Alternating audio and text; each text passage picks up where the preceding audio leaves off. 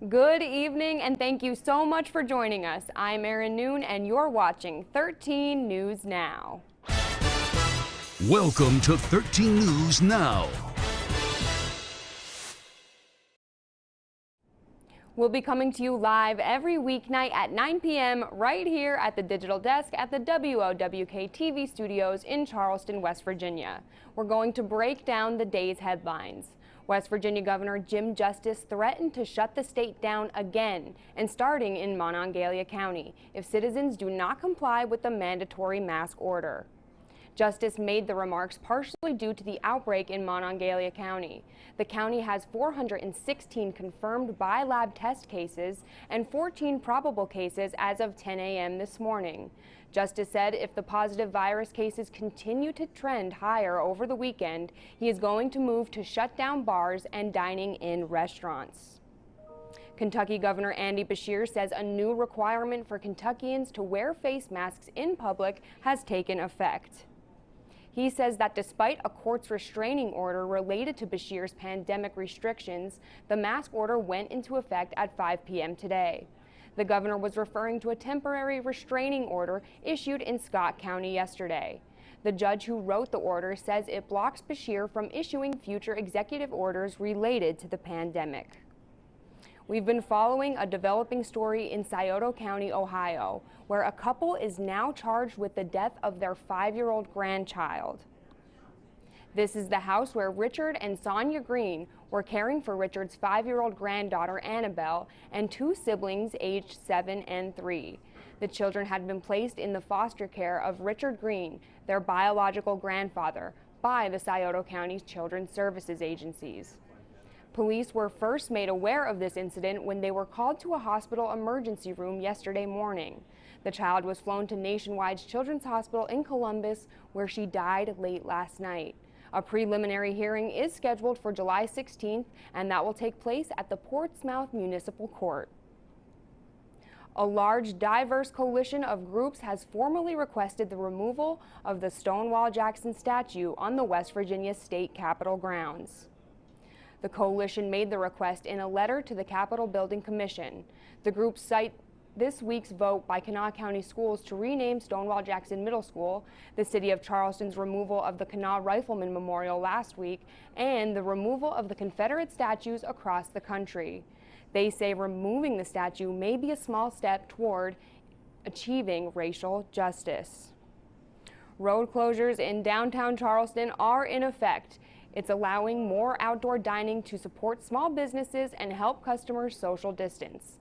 The road closures will be in effect all weekend to provide additional space for tables, chairs, and tents outside of restaurants. The roads closed are Capitol Street and Hale Street from the Kanawha Boulevard and Lee Street. Haley Kosick will have this full story tonight on 13 News at 11. But you can't really outdoor dine if there's rain. Let's check in with our chief meteorologist, Spencer Atkins, who is in our weather lab. Spencer, good evening and happy Friday. Yeah, hey, happy Friday, Erin. We made it to the weekend. So let's check out a really nice view here as we wrap things up on our, our work day, if you want to call it that, as we're looking over the Huntington area. That looks pretty nice. And as far as looking here at the radar, we have some great trends for those who want to get outside, maybe walk the dog here this evening. Tiny little shower here in Mason County. You can see again some showers that are around the Elizabeth, West Virginia area.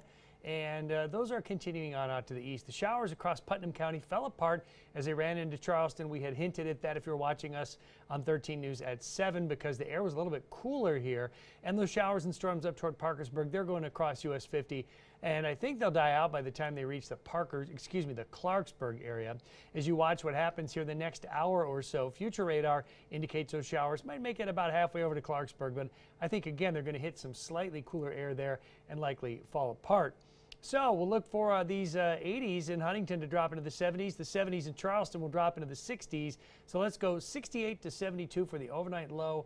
And I'll show you the weekend forecast here. We'll go with about 86 degrees, 86 for tomorrow. Just the smallest chance of a shower late day, so not many of us. And then on Sunday, you're going to see probably afternoon showers and storms. They'll probably be pretty stout at times, I think. Let me see if I can pull up predictor here real quickly for you so you get a sense of exactly what I was looking at, and here it is. I'll put this last one in motion for you. We'll put some timing on this. So here we were this evening, and we'll go now out in time. There we go. We'll get this moving forward. And we see the showers moving away. And tomorrow, what I was talking about in terms of showers, not a lot. If you'll look, it's mainly kind of Clarksburg, Morgantown, and then about 6 o'clock, you see maybe a little sprinkle, Parkersburg, maybe Meigs County. That's about it.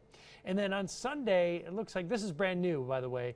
It shows a brief shower, but I'm thinking most of the activity is in the afternoon, and that looks like a pretty good batch of thunderstorm activity. So we might have some severe storms. See where you see like in Mason County, it's like a little black dot there. That to us indicates there might be some hail, certainly some strong wind. So that's Sunday afternoon, Sunday evening, and then that stuff will skate away. So we'll definitely keep you up to date on that. Joe will be here tomorrow for the early and the late news. Joe will be here for the early news Sunday, and I'll be here for the late news Sunday. So we'll make sure that we have you covered on tracking storms here. And of course, this is the website. I was going to say, and on WOWKTV.com. Well, guess what? This is WOWKTV.com. So just so keep it locked right here and follow us on social media. Look for Storm Tracker 13. Spencer, thanks, and you can catch more of his forecast tonight on 13 News at 11. Well, we're going to wrap up 13 News now with the top trending stories at this hour on our website. Governor Justice threatens to shut down reopening if people don't comply with mask order. The death of a 5-year-old is not the first involving Scioto County Children's Services. And a coalition requests removal of Stonewall Jackson statue from Capitol grounds, which we all just talked about earlier. But if you want more details, just head over to our website, WOWKTV.com, or download our mobile app. Thank you so much for joining us. Make sure to tune in to 13 News at 11 with Rob and Spencer and Anna. And we'll see you here again tomorrow, or we'll see you here again on Monday, actually. It's the weekend, who knows, at 9 p.m. You guys have a great weekend.